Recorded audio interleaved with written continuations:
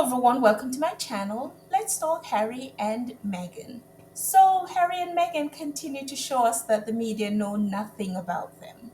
This video where they posted that they went to Disneyland, beautiful. If the media know about it, they would have put it out there. So this is a continuation of all the great updates that we have been getting from Meghan on her Instagram. On Lily's birthday, we got pictures with her and Lilibet and Harry and Lilibet. And then that video that broke the internet that Harry even wrote about in his book. Maybe you're one of the over 36 million people that have seen it on her platform. And of course, from that video, she also increased her following by over 500,000. And of course, that video brought out all the usual suspects saying all the vile things that they usually say. And what they were saying was so predictable. And while they're doing their performative outrage, I wonder which among them would have declined to post this video if they had gotten their hands on it before Meghan had posted it onto her platform. They all would have gladly posted this video. These are the same people, even while Harry and Meghan were in that institution over there. One of their colleagues, Splash News, went to their rented house and took pictures from a helicopter of their whole house, including their bedroom. And the only reason we didn't see all those images splashed on the newspaper because by then they were being fed to the wolves, so the palaces wouldn't have issued any order to stop it. So the only reason we didn't see those papers is because Harry and Meghan took legal action. And to this day, they're still being pursued. And the reason they're being pursued is because these vultures are trying to find every and anything on Harry and Meghan. And that video was just part of a larger trend that a lot of celebrities were doing the baby mama dance. Didn't hear any big outrage about it then. And so Megan doing it, glad she did it because it just again reinforced what she said. She's not in the prove it game. We had a very different chapter. We've talked about this when we're at the Prove It game. Yes. Will you share more?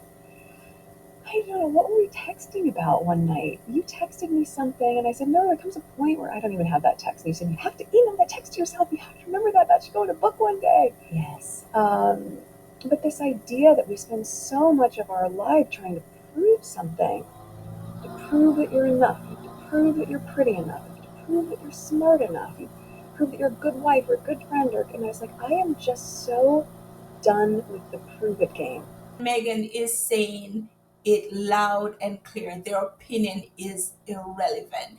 And when she said she wasn't in the prove it game, they heard her loud and clear. They tried to drown it out with the HRH picking up on the basket with HRH, zooming on the HRH in the basket to try to make that into this big deal. And even while I'm saying that it seems as if it's a big deal to them, apparently they're following the directives that they've been given to make it a big deal. And now it has come out that apparently the children's grandfather is opposed to them using the HRH title. And instead of focusing on that aspect, which is so insidious, they're instead trying to float that story out there about Prince Harry trying to change his name to Spencer, which the larger story is that the left behinds over there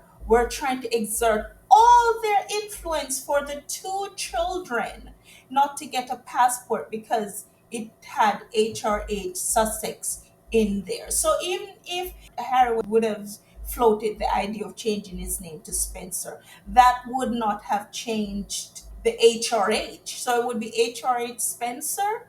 So that whole layer of story does not add up.